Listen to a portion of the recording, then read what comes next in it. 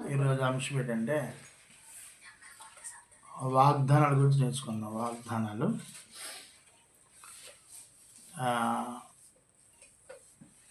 క్రైస్తవులు అయితే పెరిగారు కానీ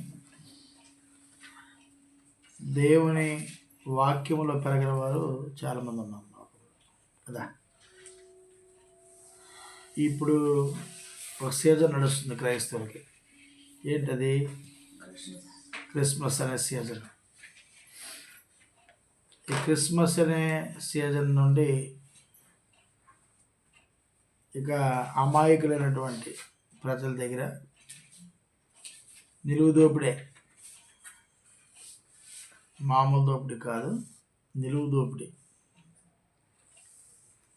బైబిల్లో లేనివి చేస్తూ మనుషులు పెట్టినటువంటి పారంపర్య ఆచారాలు కొనసాగిస్తూ మేము క్రైస్తులమని లోకంలో చలామణి అయిపోతున్నారు.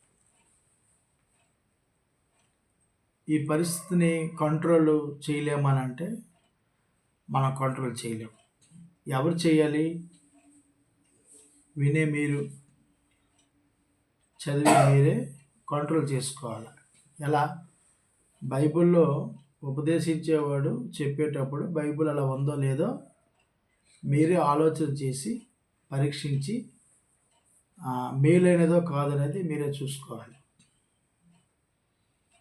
ఇప్పుడు ఈ డిసెంబర్ 25 అనేది యేసుక్రీస్తు యొక్క జననము అనేది బైబిల్ ఎక్కడ కూడా దేవుడు రాయించలేదు. ఆయనని పుట్టినరోజు చేసినట్టు నవమాసాలు మోసినటువంటి మరియ గారు చేయలేదు. అలాగే ఆయన యేసుక్రీస్తు ఏర్పరచుకున్న 12 మంది శిష్యులు చేయలేదు. అలాగే మొదటి శతాబ్దపు ఆది సంఘం క్రైస్తులు కూడా దీన్ని చేసినట్టు కానీ ఆచరించినట్టు కానీ డేట్ కానీ ఏమి కూడా గ్రంథంలో లేవు. మరి ఎందుకు చేస్తున్నారు అని అంటే మనుషులు సంపాదన కోసమే చేస్తున్నారు. అమాయక ప్రజల దగ్గర దోచుకొని చేసుకుంటున్నారు. ఈ 25 తర్వాత మరొక పండుగ వస్తుంది. ఎవరికి వస్తుంది? ధనాపేక్షకులకి మరొక పండుగ కూడా ప్రవేశపెట్టారు. ఏంటి అంటే డిసెంబర్ 31 అనేది ఒక పండుగ వస్తుంది. క్రిస్మస్ 25 అనేది ఒక నిలుదోపిడీ అయితే డిసెంబర్ 31 అనేది మరింత నిలువు దోపిడీ. ఈ 31న ఏంటి నిలువు దోపిడీ అంటే వాగ్దానాలు. ఇది యేసుప్రభు వారు ప్రవేశపెట్టలేదు, తండ్రి దేవుడు ప్రవేశపెట్టలేదు, అపోస్తులు కూడా దీన్ని ప్రవేశపెట్టలేదు. ఈ 31st నైట్ ఏం చేస్తారంటే ఎప్పుడు చర్చిలో కనకబడిపోయినాడు, ఎప్పుడు చర్చికి రానాడు, మందు కొట్టినాడు, విభజించినాడు, మోసాలు చేసినాడు అందరూ కూడా వచ్చేస్తారు. ఎక్కడికి? 31st నైట్ కరెక్ట్గా 12 గంటలకి ఒక ప్లేట్ పెడతారు. ఆ ప్లేట్లో బంతిపూలు, గులాబీ పూలు పెట్టి విషయం ఏంటంటే కొత్త నిబంధనకు సంబంధించిన వాక్యాలు ఉండవు అందులో. పాత నిబంధనకు సంబంధించిన మాటలే ఎక్కువగా ఉంటాయి. ఆ మాటలన్నీ ప్రింట్ చేసి అందులో పెడితే ఇప్పుడు ఒక్కొక్కరిని నైలుగా పిలుస్తారు. ఇదిగో నువ్వు ఇందులో డబ్బులు వేసి తీయాలంటే 100. మా కంచిల్లో అయితే అప్పుడు మేము వెళ్ళిన పాస్టర్ గారు అయితే 100 రూపాయలు పెట్టమనేవారు. 20 రూపాయలు 10 రూపాయలు ట్రెండ్ పోయింది. ఇప్పుడు మరి కనీసం 500 300 పెడతారు. వాక్యం కదా. మరి అది 100లో దేవుడు ఇచ్చిన వాగ్దానం కాబట్టి 1000 200 పెట్టేస్తారు. ఆ డబ్బులు వేసేసి ప్రార్థన చేసుకొని ఆ కాగితం రహస్యంగా మరి తీయాలి. మరి పక్కన చూడకూడదు. అది అలా తీసుకెళ్ళి పట్టుకొని బైబిల్ పెట్టుకొని పక్కకెళ్ళి లేదా ఇంటికి వెళ్ళి ఇలాగా చూసేవారు. మేము పిల్లప్పుడు అలాగే చేసేవాళ్ళం. అయితే ఇది ఎంతవరకు వాస్తవం అనేది మనం ఆలోచన చేయాలి. అవునా కదా?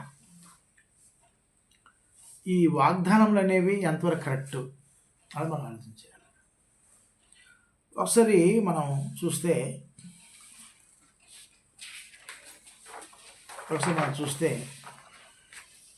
ఆదికాండము 1వ అధ్యాయం నుండి ప్రకటన గ్రంథము చివరి అధ్యాయం వరకు కూడాను ఈ వాగ్దానాలు తీయమని కానీ ఆ వాగ్దానాలు మీకు సంబంధించినవి కానీ దేవుడు ఎక్కడ కూడా చెప్పలేదు. దేవుడు వాగ్దానము చేయలేదంటే చేశాడు. ఎవరితో చేశాడు? వ్యక్తులతో చేశాడు. ఏ వ్యక్తితో చేశాడు? ఎవరితో అయితే దైవ సంకల్పాన్ని నెరవేర్చాలనుకున్నాడో ఆ వ్యక్తుల ద్వారా చేశాడు. అంటే వాగ్దానం చేస్తానని చెప్పాడు. ఏ వాగ్దానం చేస్తా తర్వాత చెప్పాడు. అర్థం కావట్లేదా? ఇదిగో నీతి నేను వాగ్దానం అంటే ప్రమాణము అమ్మా, లేదు మాట ఇవ్వడము. ఇదిగో నేను నీతో ప్రమాణం లేదు వాగ్దానం చేస్తున్నాను, ప్రమాణం చేస్తున్నాను, నిబంధన చేస్తున్నాను. ఏంటనే నిబంధన తర్వాత చెప్పాడు. అది వాక్యం. వాగ్దానం చెప్పిన తర్వాత వాక్యాన్ని ఇచ్చాడు. ఇది ఎవరికి ఇచ్చాడని ఆలోచన మనం చేస్తే పాత నిబంధనలో తాను ఏర్పరచుకున్న భక్తులకు మాత్రమే ఆ వాగ్దానాలు ఇచ్చాడు. అవును కదా? కాబట్టి ఈ వాగ్దానం అనేది వ్యక్తులతో ఇచ్చాడు అనే విషయం ఈరోజు ఈ క్రీస్తు విరోధులు పూర్తిగా మర్చిపోయారు. ఈ వాగ్దానాలు ఎవరికి సంబంధించినవి అనే విషయము మర్చిపోయారు. నిజానికి మనము వాగ్దాన పుత్రులం కాదు, క్రొత్త నిబంధన పుత్రులం మనం. అవును కదా? మనము పాత నిబంధన వారసులం కాదు, కొత్త నిబంధన వారసులం. కాబట్టి మనం ఒకసారి చూద్దాం ఈ వాగ్దానాలు ఎవరితో చేశాడో మనం ఆలోచన చేస్తే ఈ వాగ్దానం దేవుడు ఎవరితో చేసాడో మనం చూద్దాము. రోమిలికి రాసిన పత్రిక 9:4 ఇప్పుడు బైబిల్ని ఒక క్రమపద్ధతిలో క్రమమైన పద్ధతిలో ధ్యానిస్తే తప్ప ఏ సంగతి కూడా మనకు అర్థం కాదు. మొదటి శతాబ్దంలో రోమా పట్టణ క్రైస్తవులకు ఉద్దేశించి రాస్తున్నాడు ఈ మాట. రోమిలికి రాసిన పత్రిక 9:4 వీరు ఇశ్రాయేలీయులు దత్తపుత్రత్వమును మహిమయు నిబంధనలను ధర్మశాస్త్రమును ప్రధానమును అర్చనాచారాదులను వాగ్దానములు వీరివి. చాలా స్పష్టంగా చెప్తున్నాడు ఇక్కడ. మొదటి శతాబ్దంలో రోమా పట్టణంలో ఉన్నటువంటి క్రైస్తవులకు ఉద్దేశించి రాస్తున్నటువంటి పత్రిక పౌలు గారు ఏమంటున్నాడు? వీరంతా ఇశ్రాయేలీలు, వీరు దత్తపుత్రులు, దత్తపుత్రత్వమును మహిమయు నిబంధనలు ధర్మశాస్త్రమును ప్రధానమును అర్చనాచారాలు వాగ్దానములు వీరివి. మరి నేడు క్రైస్తవులకి సంబంధం? మనం ఎవరం కూడా ఇశ్రాయేలము కాదే, అబ్రహాము వంశానికి చెందినవారు కామే, ఇస్సాకు వంశానికి చెందినవారు కామే, యాకోబు వంశానికి చెందినవారు కామే, యాకోబుకు పుట్టినటువంటి 12 మంది కుమారుల వంశానికి చెందినవారు కామే. దేవుడు మనతో వాగ్దానం చేయలేదే, మన కులపులకు ఎవరికి ప్రధాన అర్చకులుగా నియమించలేదే, మనకు ఆచార్యమైన దేవుడు ఇవ్వలేదే. మనం ఎవరు చెదిరిపోయిన జనాంగము. దేవుడు ఎవరో తెలియదు, మనకి నిబంధన లేదు, ఆరాధన స్థలం కూడా లేదు మనకి. వాళ్ళకి చేసిన వాగ్దానాలకి నీకు సంబంధం ఏముంది? ఆలోచన చేద్దాం ఒకసారి. ఎవరెవరికి ఏం చేశాడు అనేది ఒకసారి కొంచెం కొన్ని విషయం ధ్యానం చేస్తాం. ఆదికాండము 8:10. ఆదికాండము 8:10.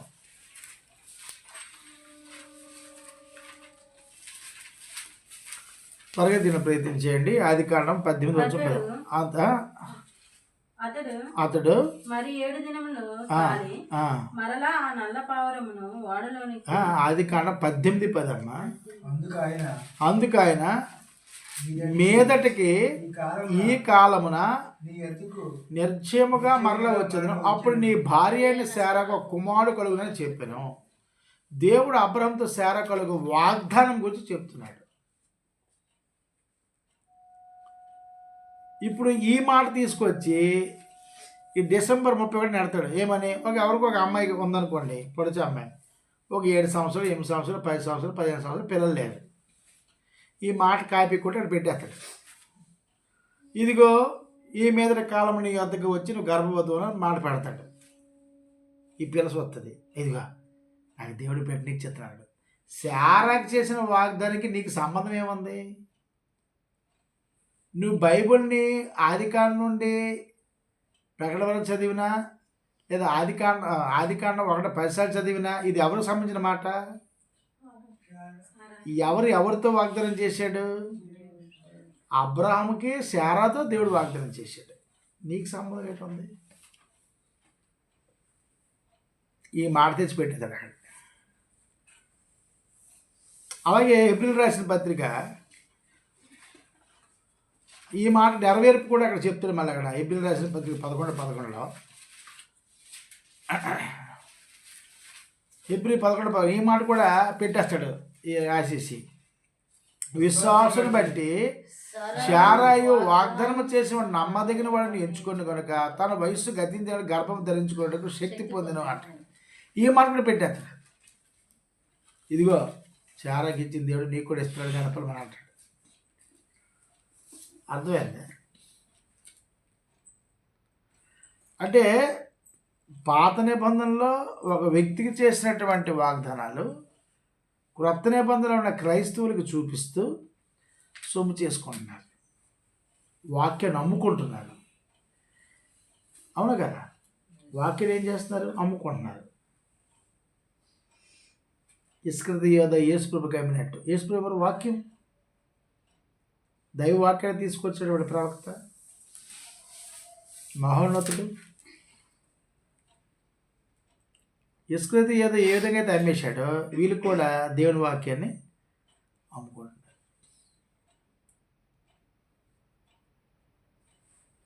అలాగే ఆదికాండం 15వ 18-20 చూద్దాము. ఇది ఎవరు వాగ్దానం చేశాడు? ఆదికాండము 15వ ఎక్కువ అవే చెప్తాను నేను. ఆదికాండం 15వ 18-20 వచ్చినాడు. ఆ దినమందే యెహోవా ఐగుప్తు నది మొదలుకొని గొప్ప నది అయిన యూఫ్రటీసు నది వరకు ఈ దేశమును అనగా కెనీయులను, కనిజీయులను, కద్మోనీయులను, హిత్తీయులను, పిరిజీయులను, రెఫాయీయులను, అమోరీయులను, కానాయులను, దుర్గాషులను, యుగోషీయులను నీ సంతానానికి ఇచ్చినానని అబ్రహాముతో నిబంధన చేశాను. ఎవరితో నిబంధన చేసి? నిబంధన అంటే ఏంటి?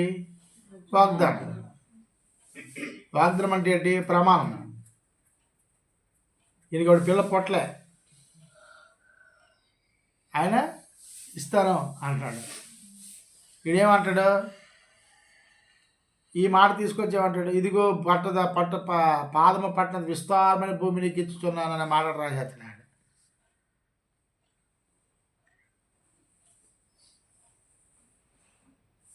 గత ప్రభుత్వం జగన్మోహన్ రెడ్డి వచ్చినప్పుడు అందరూ చిన్న జాగాలు వచ్చినాయి. వీడికి భూమి విస్తారమైన జాగాలు ఇస్తాడు చెప్పండి. అవునా కదా? అవును కదండి? ఇస్తే ప్రభుత్వం ఇవ్వాలి, అప్పుడు సెంట్ ఇస్తున్నా అంటుంది.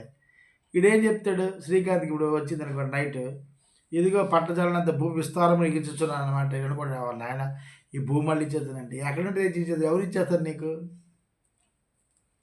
అప్పుడు జనాభా తక్కువ, వాళ్ళు వాగ్దానం ఉంది, ఇవ్వగలడు దేవుడు. అవునా కదా? అప్పుడు రాజుల పరిపాలన, దేవుడు చట్టం నడిచింది. దేవుడు రాజులందరూ పడవేసి ఏర్పరచుకున్న ఈయన ఏర్పరచుకున్నటువంటి రాజుల్ని తయారు చేసి యుద్ధం చేయించి మొత్తం అందరికీ తరిమేసి తన ప్రజలకు ఇచ్చాడు స్వాస్థ్యం. ఇప్పుడు నీకు నాకు ఏ రాజు ఉన్నాడు తరిమేసి మనకు ఇస్తారని భూమి ఇవ్వడానికి? ఈ మాట పెట్టేస్తాడు ఆయన. ఈ పడుచోడు ఏమనుకుంటాడు? ఇదిగో నీకు భూమి పట్టదాలంత భూమి ఇస్తారంటే అది దేవుడు నాకు రియల్ ఎస్టేట్లో కింగ్ చేస్తాను అనుకోండి. ఏమనదు, నీళ్ళు అమ్ముకోను, నీ ఇంటికి సున్నలకి పైసలు లేవు. అంటే ఎవరికి చేసినటువంటి వాగ్దానాలు ఇవి దేనికి తెచ్చి ముడుస్తున్నారు? అబ్రహాం చేశాడు వాగ్దానం దేవుడు, శారతో చేశాడు నిబంధన, అబ్రహాం కుటుంబంతో చేశాడు నిబంధన, వారి పిల్లలతో నిబంధన చేశాడు. నీకేడు సంబంధం? అవి తెచ్చేసి నువ్వు ఒక ఇది పెట్టి పచ్చి వ్యాపారం, అది ప్రజలు తెలుసుకోరు. తెలుసుకునే ప్రయత్నం చేయడం లేదు అసలు. విషయం ఏంటంటే దేవుడి కంటే ఎక్కువగా ఎవరికి భయపడతారంటే ఆ స్థానిక సంఘ పాస్టర్కి ఎక్కువ భయపడుతున్నారు. వాళ్ళు కంట్రోల్ చేస్తున్నారు. దేవుడి కంటే దేవుడు ఏ వ్యక్తిని కంట్రోల్ చేయడు. నథింగ్. నేను చెప్తున్నాను, దేవుడు ఎప్పుడో వ్యక్తిని కంట్రోల్ చేయడు. ఆయన ఏమంటాడంటే, నాయన నువ్వు పాపం చేయకుండా నేను ఎలా పరిశుద్ధంగా ఉంటే నీ బతుకు జీవితం మార్చుకోరా, నీతిగా ఉండరా, యథార్థంగా ఉండరా అంటాడు తప్ప కంట్రోల్ చేయడు. కానీ ఈ పాస్టర్లు అనుకున్న వారే సంఘంలో కంట్రోల్ చేసేస్తున్నారు. తల్లిదండ్రుల కంటే, కట్టుకున్న భర్త కంటే వీళ్ళు కంట్రోల్ ఎక్కువ ఉంటారు. పెళ్ళి అయిపోయిన స్త్రీలు కూడాను కట్టుకున్న భర్త కంటే వీళ్ళు కంట్రోల్ ఎక్కువ ఉంటారు. కట్టుకున్న భార్య కంటే వాళ్ళ భర్త వీళ్ళు కంట్రోల్ ఎక్కువ ఉంటాడు. నువ్వు కూర్చో అంటే కూర్చో, విషయం అవసరమైతే నువ్వు నీ పిల్లని వదిలియన్నా వదిలేస్తారు. అలాగే ఎంతోమంది కాపురాలు కూడాను ఈ క్రీస్తు విరోధులు పాడు చేస్తున్నారు. డైవర్స్ కూడా వెళ్ళిపోయారు. దేవుడే చూసుకుంటాడు, దేవుడే నీ భర్త, దేవుడే నీ ప్రియుడు అని చెప్పేసి ఈ అలంకరణ చెప్పిన పదాలను పట్టుకొని విడాకులు కూడా ఇచ్చిన సందర్భం చాలా. నేను ఒక సహోదరుడు అడుగుతున్నాను, ఏమండి మీ కంచిలో ఎవరు మీకు పిల్లరా మీటింగ్స్ అని ఎందుకు పిలుస్తారు? అసత్యము ఉన్న వ్యక్తుల దగ్గరికి సత్యం ఎలా నిముడుతుందని అడిగాను నేను. మీకు ఆ భయం వాళ్ళకి. నేను తాచుపాములు అంటాడు, నేను బురద పాములు కట్ల పాములు ఎక్కడ పడితే అక్కడే ఉంటాయి కదా. మన పక్కి రవి గారు చేస్తే అదే అన్నాను నేను. అయ్యా మనం అక్కడక్కడ ఉండిపోయానంటే జాతి పాములు అక్కడక్కడే ఉంటాయి, బురద పాములు జర్రిపోతులు బొసుకొట్టం అక్కడక్కడ ఊరి మెత్తిరి ఎక్కడ పడితే కనబడతాయి. మనం తాచుపాములు అంటున్నాం బ్రదర్, అక్కడక్కడ ఉంటేనే అలంకరణగా ఉంటుంది అన్న. అవునా కదా? తాచుపాము అందరికి ఇవన్నీ వస్తాయి మా పాములు రావు. భయం. వాడు మనం ప్రశ్నిస్తాం, బైబిల్ నేను ఎలుగు చేస్తున్నావు అని. అవునా కదా? దేవుని పిల్లల దగ్గర, అమాయక ప్రజల దగ్గర ఈ 31st నైట్ ఈ వాక్యలు పెట్టేసి డబ్బులు కొడేస్తాడు. ఎవరు దేవుడిని దీవించిన కాక అంటాడు. మనం ఆలోచన చేస్తే ఇదే కాకుండా ఆదికాండం 13:15 మనం కూడా చూస్తే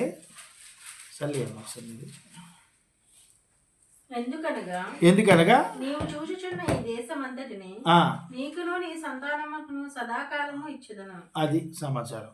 ఎవరికి ఇస్తాను అంటున్నాడు స్థలం అంతా? ఈ మాట పెట్టేస్తాడు అక్కడ. నీకు నీ సంతానమునకు పెళ్ళి అయిపోయిన అనుకుంటే నాలుగు ఎవడుంటాడు కదా, ఇదిగో నీకు నీ సంతానికి భూములు ఇస్తాడు అనుకున్నా. దేవుడు నాకు భవిష్యత్తులో చాలా భూమి ఇచ్చేస్తాడు. ఏమి ఇవ్వడా? నీ గవర్నమెంట్ ఇచ్చేసి సెంటున్నారే, చంద్రబాబు ఇప్పుడు ఇస్తే 3 సెంట్లు అంతే.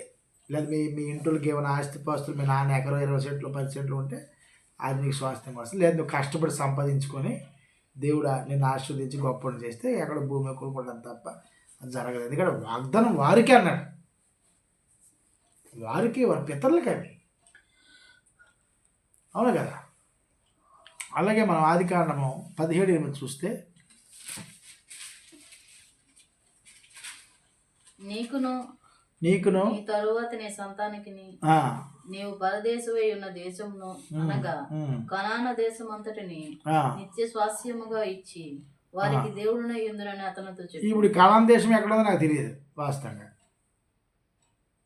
ఎందుకంటే ఊర్లు మారే. ఒకప్పుడు మనకి 23 జిల్లాలు 26 జిల్లాలు ఉండేవి. ఇప్పుడు జిల్లాలు తగ్గాయి. తెలంగాణ ఆంధ్ర రాష్ట్రం అయిన తర్వాత అప్పుడు ఒకే ఖండం ఉండేది, ఆసియా ఖండం. ఇప్పుడు ప్రపంచం అంటే చాలా దేశాలు అభివృద్ధి అయ్యేవి, ఖండాలు విభజింపబడ్డాయి. అప్పుడు ఒకే ఖండం కదా, ఆసియా ఖండం. ఇప్పుడు ఖండాలు విభజించారు. అవునా కదా? పట్టణాలు పల్లెలు కాస్త పట్టణాలు అయ్యేవి. ఎంతో అభివృద్ధి చెందింది దేశాలన్నీ కూడాను. కాబట్టి కనాన్ దేశం ఖచ్చితంగా ఉంది, దేవుడు చెప్పినట్టు ఉంది. కానీ అది ఎక్కడ ఉందో మనకు తెలియదు. అది ఎవరికి ఇస్తామన్నాడు? బహుశా అది అబ్రహాం గారికి ఇస్తామన్నాడు, వారి కుటుంబానికి ఇస్తామన్నాడు. ఈ మాటే ఇస్సాకు చెప్పాడు. ఇస్సాకుతో ఇస్సాకు గారికి పుట్టినటువంటి యాకోబు గారికి కూడా ఈ మాట చెప్పాడు. ఆ మాట ప్రకారం ఆ 12 మంది వచ్చిన సంతతికి కూడా వాటి ఇచ్చాడు. స్వాస్థ్యంగా ఇచ్చిన దేవుడు ఇచ్చిన మాట నెరవేర్చుకోవడం కూడా మనకి లేఖన దగ్గర చూపించాడు. సో నేనేమన్నానంటే, అంటే నా మాట కాదు, దేవుని మాట ఏంటంటే వాగ్దానాలు ఎవరి అంటే వాళ్ళవి. రోమీ రాసిన ప్రకారం మనం చదువుకున్న ప్రకారము రోమపత్రికలో అది ఇశ్రాయేలుకి ఇచ్చినటువంటి వాగ్దానాలు. మనకు వాగ్దానం లేవు. నేడు క్రైస్తవులకు వాగ్దానాలు లేవు. ఒకటే వాగ్దానం, క్రీస్తు ద్వారా, క్రీస్తుతో నిబంధన, ఒకటితో నిబంధన చేసేసాడు. మళ్ళీ మనకంటూ ప్రత్యేకంగా ఇస్తారని ఎక్కడ కూడా చెప్పలేదు. ఇది మనం తేటగా గమనించాల్సినటువంటి విషయము. అలాగే మనం జకరియా 3:8 చూస్తే చిగురు అని నా సేవకుని రప్పింపబోచున్నాను అని అంటాడు. చిగురు అంటే చివరిగా అని అర్థం. ఇది కూడా ఈ వాక్యంలో పెట్టేస్తారు. అవును కదా. ఇలాంటి అలంకరణ అంటే దేవుడు చెప్పిన విషయాలు కూడా చెప్పేస్తాడు. అలాగే యెషయా గ్రంథము 7:14 కాబట్టి ప్రభుత్వాలకు సూచక్రియ మీకు చూపించిన ఆలకించండి, కన్య గర్భవతి, కుమారగారికి ఎమ్మెల్యే పేరు పెట్టి, ఇవన్నీ కూడా ఏంటి మనకి భవిష్యత్తులో యేసుక్రీస్తుకి ఇస్తాను అని చెప్పే వాగ్దానాలు. సో ఇప్పుడు క్రొత్త నిబంధనలో దేవుడు క్రైస్తవులు చేసే వాగ్దానం ఏంటి మీకు చూపిస్తాను. ఇప్పుడు మనకి చేసిన వాగ్దానం ఏంటి? తీతు రాసిన పత్రిక క్రైస్తవులకు చేసిన వాగ్దానం దేవుడు అది కుటుంబాలతో చేశాడు వాగ్దానము.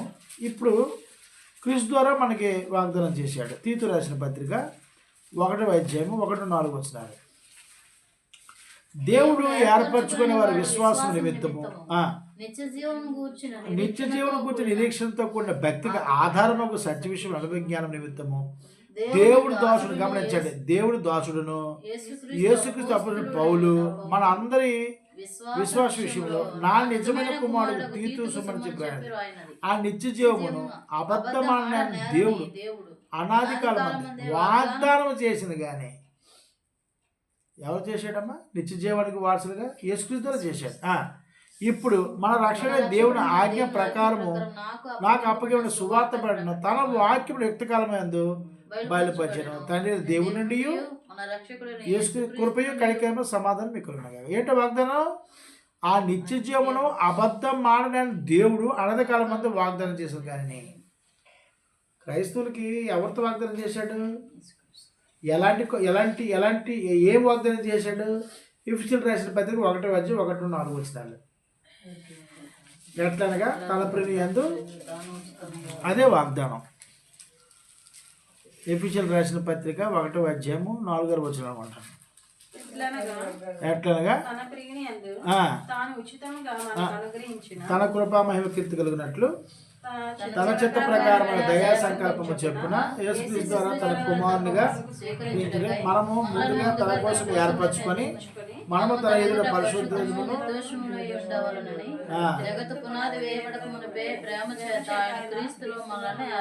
ఈ ఎఫెసీయులో చెప్పిన మాట ఇప్పుడు తీతుకు చెప్తున్నాడు ఆయన. అంటే క్రైస్తవులు ఎవరితో వాగ్దానం చేశాడు? యేసుక్రీస్తు వాగ్దానం చేశాడు. ఏమని వాగ్దానం చేశాడు? ఈయన ద్వారా నిజ జీవాన్ని చేరుకోండి, నిజ జీవాన్ని పొందుకోండి. అంతేనా? ఒకటే వాగ్దానం. ఇంకో వాగ్దానం కూడా క్రైస్తవులకు ఉంది. పరిశుద్ధాత్మల వాగ్దానం గురించి చెప్పాడు. 1 యోహాను రాసిన పత్రిక 2:25. 1 యోహాను రాసిన పత్రిక 2:25. నిత్యజీవం అనుగ్రహించినది ఆయన తానే మనకు చేసిన వాగ్దానము.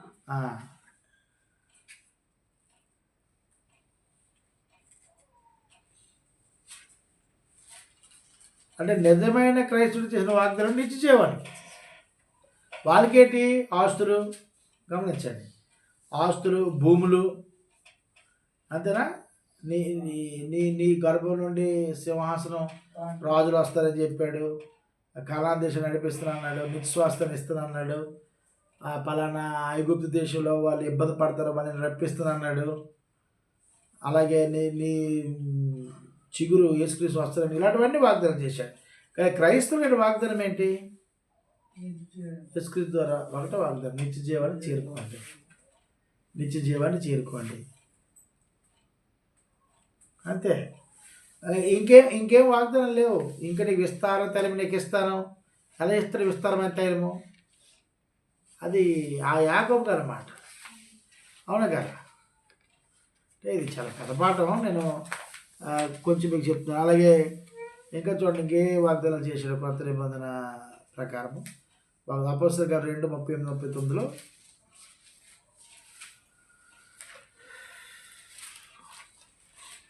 తీస్తారా? అపోస్తల కార్యం 2:38-39. అపోస్తల కార్యములు 2:38-39. పేతురు మీరు మారు మనసు పొంది పాపక్షమాపణ నిమిత్తం ప్రతివాడు యేసుక్రీస్తు బాప్తిసం పొందిరి, అప్పుడు మీరు పరిశుద్ధాత్మను వరం పొందుదురు. ఇది ఈ వాగ్దానము మీకును మీ పిల్లలకును దూరస్తులందరికీ అనగా ప్రభువైన మన దేవుడు తన యొద్దకు పిలిచిన వారికి అందరికి చెందునని వారితో చెప్పాను. ఒకరికి కాదురైనా మీకు మీ సంతానము దేవుని మాటకు లోబడితే యేసుక్రీస్తు దేవుని కుమారుడని నమ్మితే అప్పుడు మీరు దేవుడికి దగ్గర అయితే అప్పుడు మీకు ఎవరిని ఇస్తానన్నాడు? యేసుక్రీస్తు ద్వారా నిజీవం ఇస్తామన్నాడు. అవునా కదా? యేసుక్రీస్తు దేవుని కుమారుని నమ్మి మారు మనసు బాప్తిసం పొందితే ఆ వ్యక్తికి ఎవరిని ఇస్తున్నాడు? పరిశుద్ధాత్మ వరం ఇస్తున్నాడు. అది వాగ్దానం. ఇంకేమన్నాడు? ఎఫెసీయులకు రాసిన పత్రిక 1:11-14 పరిశుద్ధాత్మ ఇస్తారు అంటాడు. ఇక్కడ కూడాను ఎఫెసీయులకు రాసిన పత్రిక త్వరగా తీయాలి. 1:13-14 మీరు సత్యవాక్యం అనగా మీ రక్షణ సువార్త విని క్రీస్తునందు విశ్వాసం ఉంచి వాగ్దానం చేయబడిన ఆత్మ చేత పరిశుద్ధాత్మ. చాలు మీకు అర్థమైందా? ఒకటి యేసుప్రభుని దేనికి ఇస్తున్నాడు? నిజ జీవానికి. పరిశుద్ధాత్మునికి ఇస్తున్నాడు. ఎందుకు? మన పక్షంగా అయినా విజ్ఞాపన చేయడానికి, మన పరిశుద్ధులుగా తీర్చిదిద్దడానికి, యేసుక్రీస్తు చెప్పిన బోధని మనకి నేర్పించడానికి, సర్వసత్యం నడిపించడానికి ఇస్తున్నాడు. మీకు అర్థమైందా? ఇంకా రోమిలికి రాసిన యాకోబు రాసిన 2:5 చూడండి. ఇది కొత్త నిబంధనకు చెందిన వారికి ఇచ్చిన వాగ్దానాలు. ఈ పాత నిబంధనకి నీకు సంబంధం ఏంటండి? అమ్మాయి ప్రజలు డబ్బులు దోచుకోవడం కాదా ఇది? వేల రూపాయలు కొడతారు ఇప్పుడు అమ్మాయి ప్రజలు. వాళ్ళకి తెలీదు ఎంత బాగా కంట్రోల్ చేస్తారంటే వాళ్ళకి, అంత బాగా కంట్రోల్ చేస్తారు. ఆలకించుడి. దరిద్రులైన వారిని విశ్వాసం మీద భాగ్యవంతులుగాను తను ప్రేమించిన వాగ్దానం రాజ్యం వాసనకు దేవుడు ఏర్పరచుకోలేదా? క్రొత్త నిబంధనకి దేనికోసమమ్మా? దేవుని రాజ్యానికి వారసులుగా మనల్ని ఎన్నిక చేసుకున్నాడట. అది వాగ్దానం. ఎవరి ద్వారా? దేవుడికి రాజ్యం ఉందా లేదా? ఉంది. ఆ రాజ్యం నుండి పిల్లలు ఏమైపోయారు? దూరం అయిపోయారు. ఇప్పుడు యేసుక్రీస్తు ద్వారా దేవుడు ఏం చేయాలనుకున్నాడు? దగ్గర అనుకున్నాడు. దేవుడు రాజు ఇప్పుడు ఏం కాదు, పిల్ల కావాలొద్దా? ఇది వాగ్దానం. ఇది క్రొత్త నిబంధనకు చెందిన వాగ్దానం. ఇంకా రోమిలికి రాసిన పత్రిక 1:4 చూడండి. ఇంకే వాగ్దానం చేశాడు అమ్మా? 1:4 నాన్న చూసారా? 1 చదవండి. దేవుడు తన కుమారుడును మన ప్రభు అయిన యేసుక్రీస్తు విషయమై ఆ సువార్తను పరిశుద్ధ లేఖముల యందు తన ప్రవక్తల ద్వారా ముందే చెప్పాడు. ఏంటని? మీరు అందరూ క్రీస్తు ద్వారా వాగ్దానం అందరూ ప్రమాణం చేసుకోండి. చేసాడు లేదా? ముందే చేశాడు. యేసుక్రీస్తు ద్వారా తండ్రి అని దేవుడు సృష్టికి ముందే ఆ మాట ప్రకారం అక్కడ పంపాడు. ఇప్పుడు మనం ఏం చేయాలి? క్రీస్తు ద్వారా దేవునికి వాగ్దాన పుత్రులం అవ్వాలి. ఆయన చెప్పినట్టు వినాలి. ఆయన చెప్పింది చెయ్యాలి. ఆయన చెప్పింది చేయకపోతే సర్వనాశనం అయిపోతాం అని చెప్పేసాడు అపోస్తల కార్యాల్లో కూడా. అవునా కదా? కాబట్టి 2 కొరింథీయులు 6:18 చూడండి. త్వరగా తీసేయండి, టైం అయిపోయింది. 2 కొరింథీయులకు రాసిన పత్రిక 6:18.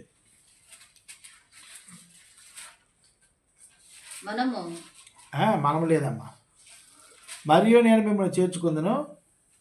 2 కొరింథీయులు 6:18. మరియు నేను మిమ్మల్ని చేర్చుకుందును, మీకు తండ్రిని ఎందును, మీరు నా కుమారును కుమార్తెను ఎందురని సర్వశక్తి గల ప్రభు. అది సమాచారం.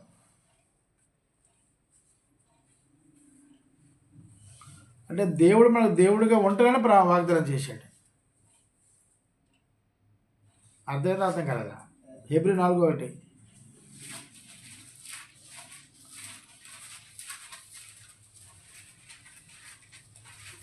ఆయన యొక్క విశ్రాంతిలో ప్రవేశించుదు మన వాగ్దానము ఇంకా నిలిచి ఉండగా మీలో ఎవడైనా ఆ వాగ్దానం తప్పిపోవాలని భయం కలిగి ఉంది. పాత నిబంధన పట్టుకుంటే ఎవడు కూడా విశ్రాంతిలోకి వెళ్ళడం. కొత్త నిబంధన పట్టుకుంటేనే విశ్రాంతిలోకి వెళ్తారు. విశ్రాంతి ఇచ్చేది ఎవరు? యేసు ప్రభు. అది వాగ్దానం. నాకు విశ్రాంతి లేదు అన్నావు కదా, క్రీస్తులో విశ్రాంతి, అది వాగ్దానం. దేవుడు చెయ్యాలి వాగ్దానం. దేవుడు కుటుంబంతో చేసిన వాగ్దానాలు తీసుకొచ్చేసి వాళ్ళకి ఇచ్చిన ఆశీర్వాదాలు నువ్వేవో కాగితాల రూపంలో పెట్టి వాక్యం పెట్టేసి 500 1000 రూపాయలని కొట్టేసి అది వ్యాపారం. వాక్యం నమ్ముకుంటున్నాడు. అసలు నువ్వు ఎవరికి చెందినవాడివి, ఏ కాలానికి చెందినవాడు, దేవుడు ఎవరెవరితో ఏ కాలంలో ఎప్పుడు మాట్లాడాడు, ఆ సందర్భం ఏంటి, ఏ సందర్భంలో అక్కడ మాట్లాడాల్సి వచ్చింది, ఇవన్నీ తెలియకుండా నువ్వు ఎలా సేవకులు అయిపోతాయి కదా అర్థం కాదు.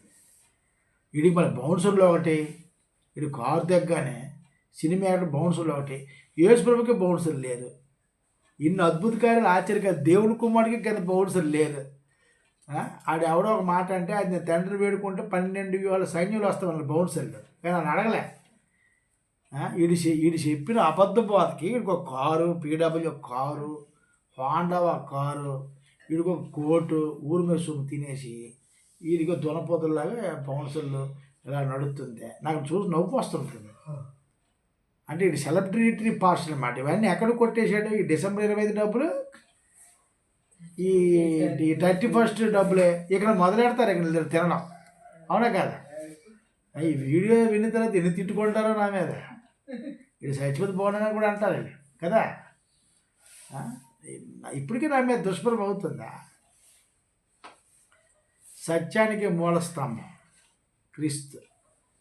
క్రీస్తు శిష్యుడిగా సత్యాన్ని చెప్పాల్సిన అవసరం మనకు ఉంది. అవునా కదా? అంటే దేవుడు క్రీస్తు ద్వారా చేసిన వాగ్దానం అంటే తెలియదు కాదు. ఏం చేస్తున్నారు? అబ్రహాం చేసిన వాగ్దానాలు, యాకోబు చేసిన ఇస్సాకు చేసిన వాగ్దానాలు తీసుకొచ్చేసి అవి అనుకూలంగా కొన్ని మాటలు రాసేసుకొని ఇదిగో దేవుడు నీకు ఇస్తున్నాడు. ఎలా ఇస్తాడు? అన్ఇంపాసిబుల్, జరగని పనిది, అది జరగదు.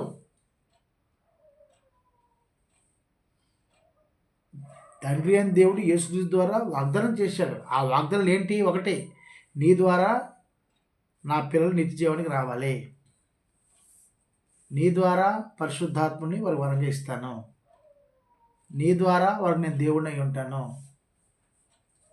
నీ ద్వారా వాళ్ళు నాకు పిల్లలై ఉంటారు, నీ ద్వారా నేను వాళ్ళకి తండ్రిని అవుతాను, నీ ద్వారా వారి రాజ్యానికి వారసులు అవుతారు. పర్టికులర్ స్టేట్మెంట్ ఇది. ఆన్ రికార్డు ఉంది బైబిల్లో. దాన్ని ఎవడు మార్చలేడు, దాన్ని ఎవడు కలిపి జరపలేడు. ఈ వాగ్దానపు నీవు ఇప్పుడు 31st నైట్ వాళ్ళ జీవితాలు మారుతాయేమో.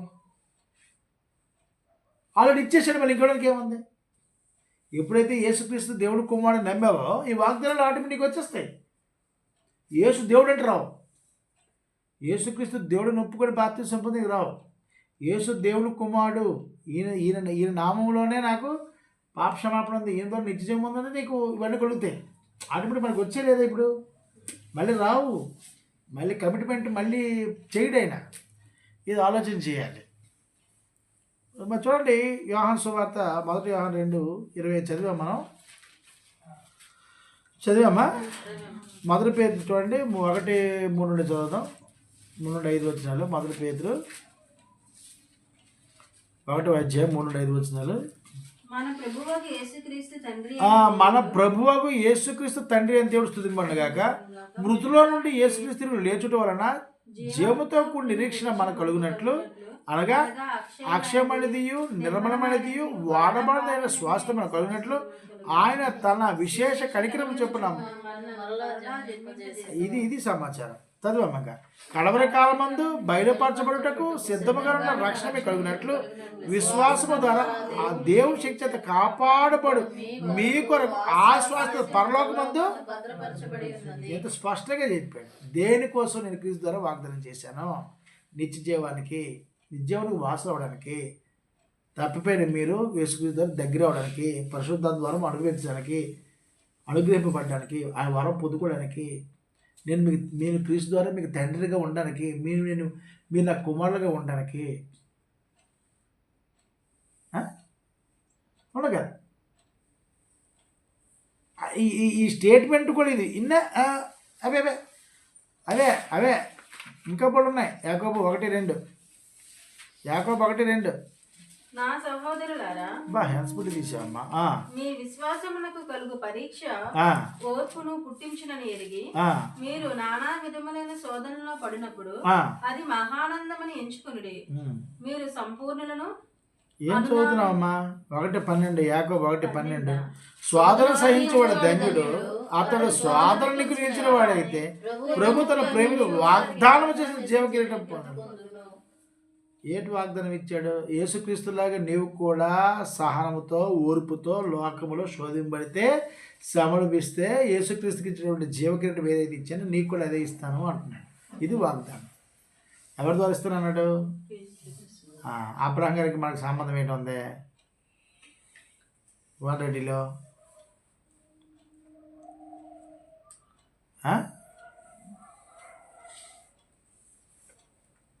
అర్థమైందా? అర్థం కాలేదా? ఇంకా బోల్డ్ ఉన్నాయి. ఎఫెసీయులకు రాసిన పత్రిక 1:3 ఆయన క్రీస్తునందు పరలోకములో ఆత్మ సంబంధ ప్రతి ఆశీర్వాదము మీకు అనుగ్రహించును అంటాడు. ఎఫెసీయులు 1:3లో అంటాడు, మన ప్రభువైన యేసుక్రీస్తు తండ్రిగా దేవుడు పండుగాక ఆయన క్రీస్తునందు పరలోక విషయంలో ఆత్మ సంబంధ ప్రతి ఆశీర్వాదం మనకు అనుగ్రహించను. అది ఒక అబ్రహాంకి వారి కుటుంబానికి ఆశీర్వాదాలు. ఇక్కడ అబ్రహాంకి ఉన్న వంశానికే ఆశీర్వాదాలు. ఇక్కడ సమస్త భూమి మీద ఉన్నటువంటి ఎవడైనా సరే క్రీస్తులోకి వస్తే అందరికీ ఆశీర్వాదాలే. క్రీస్తులోకి వచ్చిన వాడికి అబ్రహంలోకి వెళ్ళిపోతారంటే అవదు. అవునా కదా? అవునా కదమ్మా? మరి ఎక్కువ చెప్పను. కాబట్టి ఈ 31 31 వాగ్దానం అనేది బైబిల్లో లేదు. ఈ వాగ్దానం అనేది పాత నిబంధన చెందినటువంటి వ్యక్తులు, ఆ వ్యక్తులతో దేవుడు నిబంధన చేశాడు. ఆదాంతో కూడా నిబంధన చేశాడు, మీరు ఫలించి అభివృద్ధి పొందండి అనే నిబంధన చేశాడు. అలాగే నోవహు గారితో కూడా జలప్రలయం తర్వాత నిబంధన చేశాడు. అది కుటుంబాలతో దేవుడు నిబంధన చేశాడు. ఇప్పుడు కొత్త నిబంధనగా చెందిన వ్యక్తులకు మాత్రం యేసుక్రీస్తు ద్వారా నిబంధన చేశాడు, వాగ్దానం చేశాడు.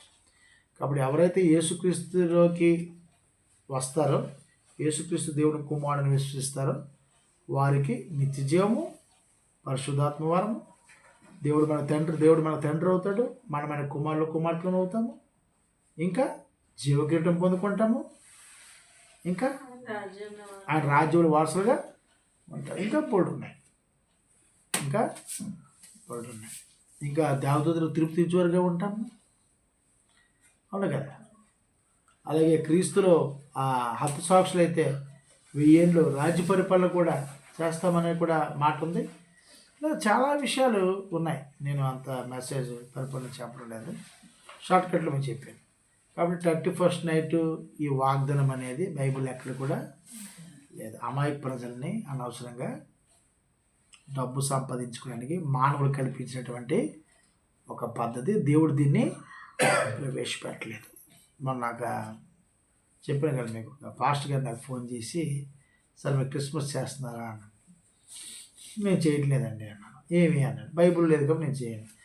బైబుల్ లేదు మాకు తెలుసు, కానీ మరి పెద్దలు నిర్ణయించారు కదా చెయ్యాలి అన్నాడు. ఏ పెద్ద అన్నాను నేను. ఆ పెద్దలు అందరూ సత్యనారాయణలో ఉన్నారు, అందులో డౌట్ లేదు.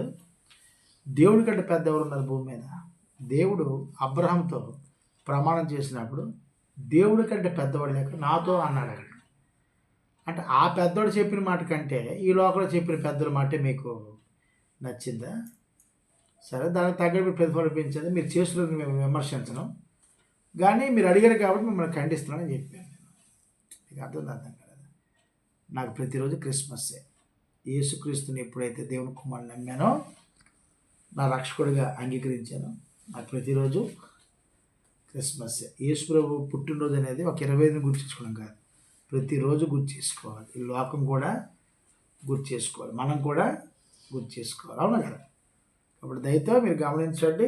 అలాంటి వారు ఎవరైనా మన ఇళ్ళలో కొంపలు ఉంటే, బాబు ముందలు క్రీస్తు విరోధులు రా బాబు, ముందు బయటపడండి, ఆ డబ్బులు దాచుకోవడం మీ పిల్ల పనికి వస్తే అని చెప్పండి. ఓకేనా? మీ అందరికీ వందనాలు.